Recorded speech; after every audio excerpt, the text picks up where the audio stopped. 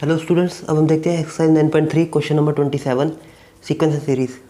Find the value of n so that, ये जो हमारे पास वैल्यू है so that may be geometric mean between a and b।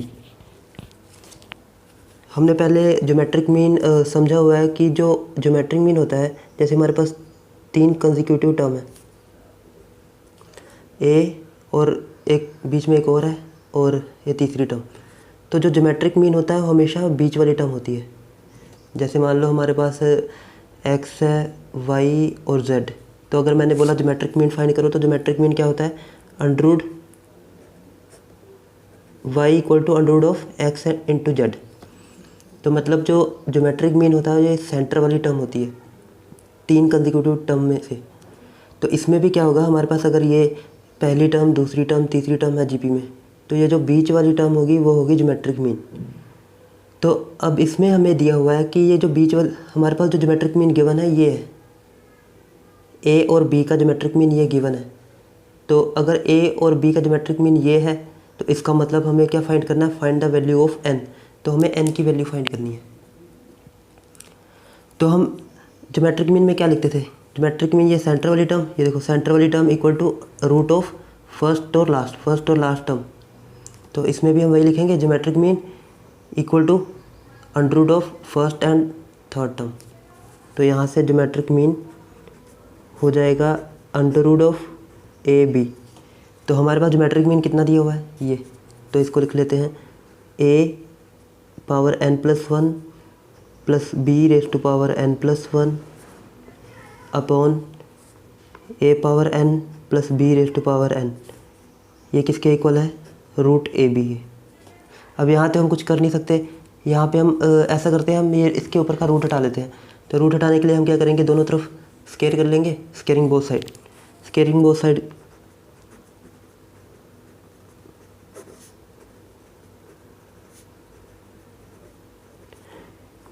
यहाँ पे स्केयर किया तो ये इस पूरे के ऊपर स्क्वायर, मतलब ये न्यूमरेटर और डिनोमिनेटर दोनों में।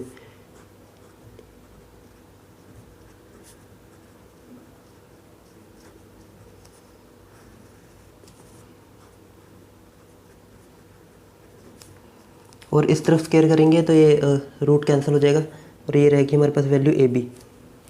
अब इसको सिंप्लीफाई करते हैं, सिंप्लीफाई करेंगे तो ये आइडेंटिटी लग रही है a plus b whole square. तो यहाँ a square plus b square plus 2ab, a square ये हमारे पास, इसका स्क्वायर करेंगे तो ये हो जाएगा ए इंटू 2n+1। ऐसे जैसे मान लो ए के ऊपर पहले से एक पावर थी, तो जब इसका स्क्वायर करेंगे तो ये क्या हो जाएगा ए एम एन मतलब 2m। यहाँ पे n देख लो, ए एम एन मतलब मल्टीप्लाई में हो रहा है ना, तो यहाँ पे भी हम अगर इसका स्क्वायर करेंगे तो ये क्या होगा, एम एन मल्टीप्लाई में, तो 2 इसके साथ लग जाएगा। और सेम इसमें भी B 2 into n+1 plus 2a B, और डिनोमिनेटर में यहाँ पे भी ए स्क्वायर मतलब 2n, बी स्क्वायर मतलब 2n, a square plus b square plus 2a b, a square plus b square plus 2ab। अब यहाँ पे इसको अंदर मल्टीप्लाई कर देते हैं तो ये हो जाएगा ए 2n प्लस 2 और यहाँ पे b 2n प्लस 2 और ये 2an+1 bn+1। और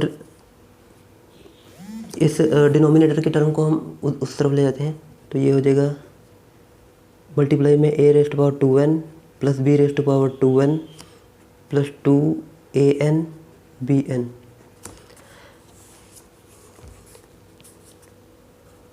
ए 2n प्लस 2 और यहाँ से same b raised power 2n plus 2,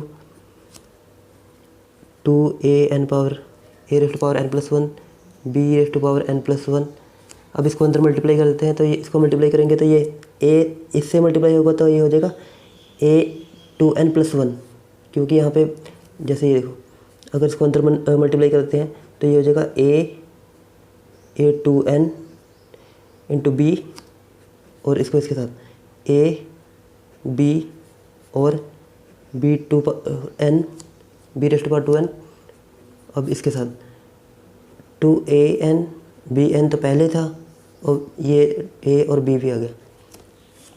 अब ये सारे टर्म को हम ऐसे लिख देते हैं a⁻2n+2 और यहाँ पे b पे भी 2n+2 और ये 2an+1 b⁻n+1।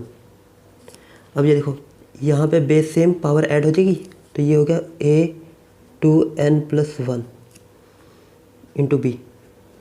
यहाँ पे a base same power add b2+1 b⁻2+2n+1। अब यहाँ पे भी 2 को हमने ऐसे लिख दिया an और a की पावर 1, तो ये हो गया a, इसको अभी ऐसे ये यहाँ पे भी हमारे पास n, चलो ठीक है इसको भी कर देते हैं ऐसे an+1 हो गया, और यहाँ पे b की पावर n b की पावर 1, तो ये हो गया b⁻n+1, ये हो गया। अब यहाँ देखते हैं हमारे पास ये वाली टर्म और ये वाली टर्म सेम है, तो इसको हम कैंसिल कर देंगे। अब यहाँ से हमारे पास जो रह गया हम उसको लिख लेते हैं। अब हमारे पास जो वैल्यू बची a⁻2n+2 plus b⁻2n+2 equal to a⁻2n+1 into B plus b⁻2n+1। अब यहाँ पे देखो हमारे पास a⁻2n+1 2 है और यहाँ पे a⁻2n+1 है, और यहाँ पे भी 2 b के भी 2n+2, यहाँ पे b⁻2n+1। तो ऐसा करते हैं हम यहाँ पे भी 1 बना लेते हैं।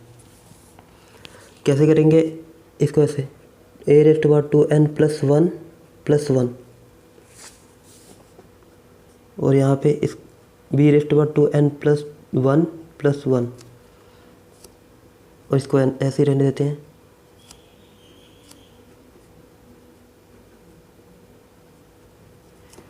अब यहाँ पे हमारे पास ये टर्म ऐसे है, तो इसको हम ऐसे लिख सकते हैं, जैसे मान लो हमारे पास a⁻m+n दिया हुआ है, तो इसको हम ऐसे लिखते हैं a⁻m a⁻n। अलग अलग कर सकते हैं मल्टीप्लाई में, क्योंकि बेस सेम, पावर ऐड दोबारा करेंगे दोबारा यही बन जाएगा, तो मतलब हमने इसको अलग अलग कर लिया ऐसे। ये हमारे पास am और ये n अलग अलग, a⁻2n+1 इंटू a⁻1। यहाँ पे भी same b⁻2n+1 into b⁻1। Same इसमें भी ये तो हम ऐसे लिख देंगे a⁻2n+1 और ये b, और यहाँ पे b2n+1। इतनी वैल्यू आ गई थी हमारे पास।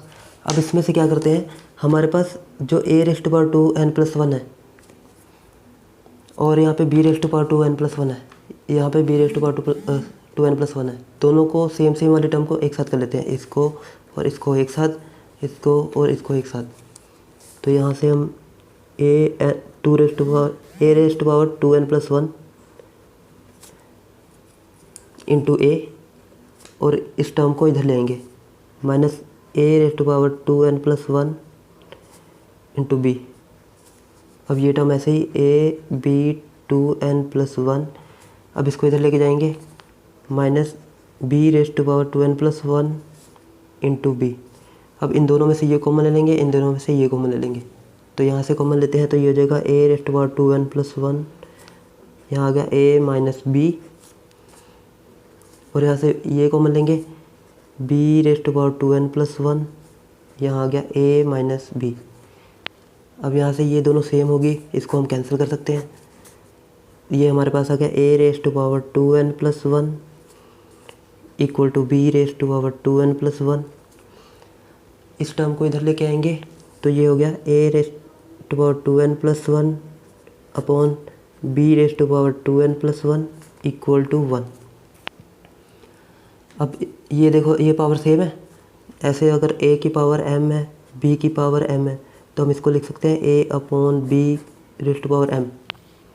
तो सेम इसमें भी a upon B power 2n+1 equal to 1। अब हमें n की वैल्यू फाइंड करनी है, तो हम यहाँ पर हमारे पास a upon B raise to power ये दी हुई है समथिंग। तो अगर यहाँ पे भी हमारे पास ऐसा ही कुछ होता है a upon B raise to power something, तो हम क्या करते, इसकी पावर्स को इक्वेट कर लेते। तो 1 को हम ऐसे लिख सकते हैं, 1 को a upon B raise to power 0, क्योंकि किसी की पावर 0 हो वो हमेशा 1 हो जाती है। अगर x की पावर 0 है तब भी 1, 10 की पावर 0 है 1, मतलब कुछ भी हो उसकी पावर 0 है तो 1। तो मतलब हम 1 को लिख लेते हैं ये। तो ये हो गया a upon B raise to power 2n+1, तो यहाँ से आ गया a upon B raise to power 0। अब यहाँ पे हमारे पास सेम होगी बेस, तो पावर को इक्वेट कर देते हैं। पावर इक्वेट करेंगे तो 2n+1 equal to 0, 2n equal to -1, n equal to -1/2। तो ये हमारे पास n की वैल्यू होगी। आई होप ये क्वेश्चन आपको समझ में आ गया होगा। अगर आपको कहीं पे भी डाउट हो तो आप कमेंट करके पूछ सकते हैं। Thanks for watching.